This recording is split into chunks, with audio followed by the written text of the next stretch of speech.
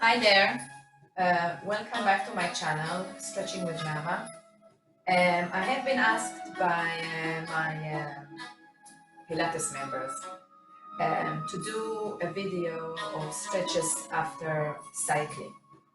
So whether you do cycling outdoor or whether you are indoor, and it will also be good for people who are doing the rowing machine because it's the similar position that you are in.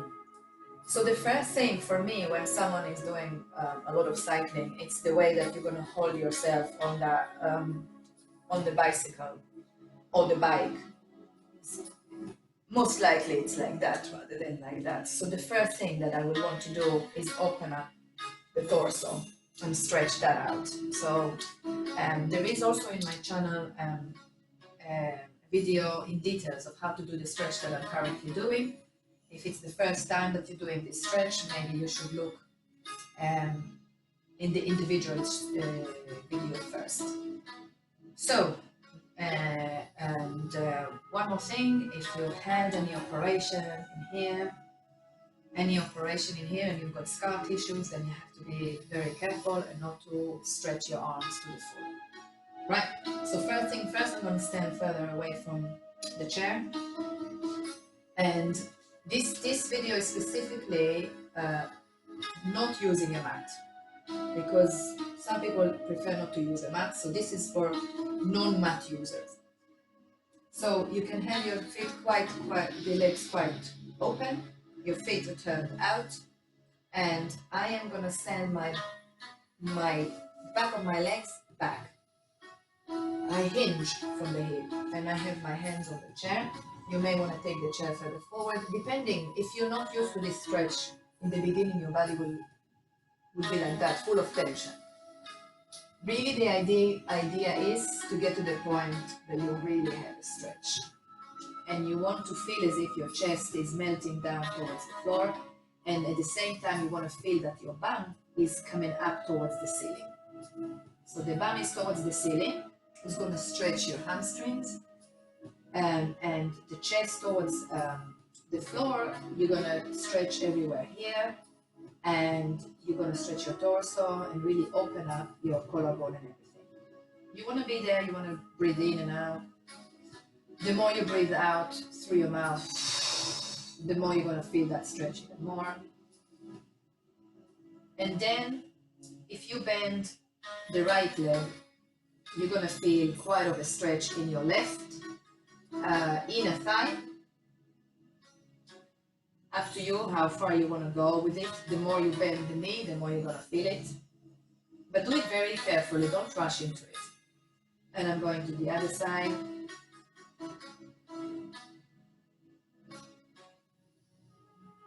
And I come back. One more time. This time I'm going to bend the right leg, the right knee.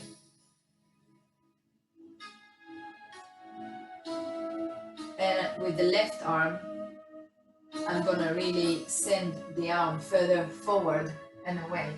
So that's giving me more of a stretch under my left armpit down to the side of my torso. And I come back. Now I'm bending more the left knee, and it's that arm that I'm going to send further. So I'm going to feel it more everywhere. You're going to feel it. It's very, very powerful stretch. And then I come back. To come back from here, I take toes to toes, heel to heel, toes to toes, heel to heel. You can lower yourself down, relax your head. Try and release tension that you have from leaning over a bike. Circle your head very gently, and to the other side. Try and circle your shoulders. Then I bend my knees, I draw my stomach in, and I come up in a Pilates roll up. What does it mean? It means you're coming up with your stomach muscles, slowly, slowly, slowly, each vertebra in its own time, until you are fully stretched. So that is the first thing that I will do in order to open up here. If my arms are on the chair like that, and my chest is melting to the floor, it's like I'm doing this, which is the opposite of this. So that's one. Now we're going to talk about the hip flexor, because sitting on the bike or on a rowing machine, you're sitting, and anyway, we sit as it is all day. So this is very tight and we need to stretch it. So I'm going to show how to stretch it for, again, in a standing. So yes, you could do that stretch.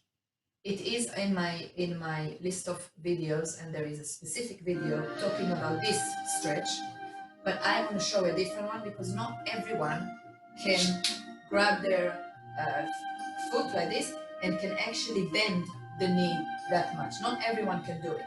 So this is for people that looking for an alternative, and it's quite powerful.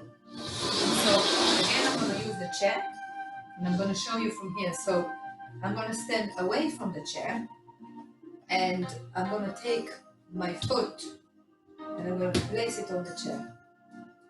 And from here, what I want to check is that my pelvis is forward. So I'm not like that, forward. And what you want to do here is very important, to squeeze your bum and push your pubic bone forward. You're going to feel that stretch very quickly. And you keep on pressing. So bum squeeze, pubic bone pushed forward. Now you're stretching here and you're stretching down in your quads, you're stretching them down. If you are okay with that and your balance is okay with that, you could start bending the front leg, and then you're going to intensify the stretching here, which is not a bad thing at all. From here, I'm going to take my arm, the same arm as the leg that is in the back, and I am turning my upper body, and I'm like trying to reach diagonally. And then lift it and open. And I feel that stretch. As long as this is, don't let your bum go like this. It's very important that you will be squeezing and pushing that forward and lifting the heart. And again, when you want to feel more, you just bend the leg you're standing on. And I change. You will feel that stretch. It's just less demanding in terms of the position you get on, because what's happened to a lot of people that do this stretch, because this muscle is so tight as it is, so it looks like this, then you don't stretch anything because the knee is forward, or they take it back and they start arching. So actually, they're not stretching. So it's better to do it on the chair like that and build up your flexibility here in a safe way.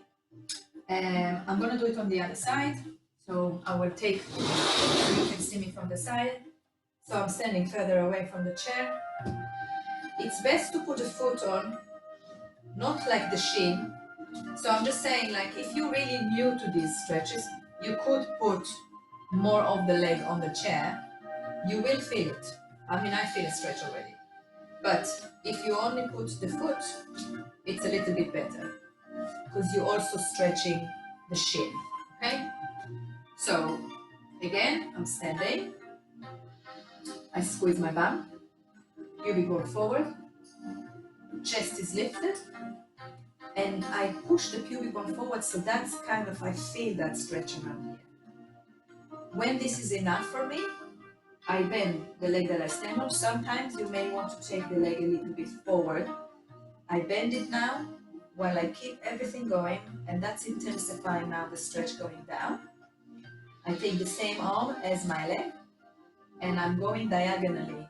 Diagonally. You're going to feel and also stretching here when you do that. Keep squeezing the bum, and then I lift, and then I come back, and then I'm done. So this is how I stretched my hip flexors. And of course, it's really up to your level, because you can take these stretches to the next level. No doubt about it, yeah? So if you stand much further away from the chair, yeah, and you will have your foot on, and you will be here. So I feel it now a lot more. as long as the bum is squeezed and pelvis is like tilted. So this is how you can really progress with that. Yeah. So take it in your own time to see what's working for you. So that's that. Now the next bit that I want to stretch is the bum, the piriformis. And again, I know a lot of people doing the pigeon position and everything.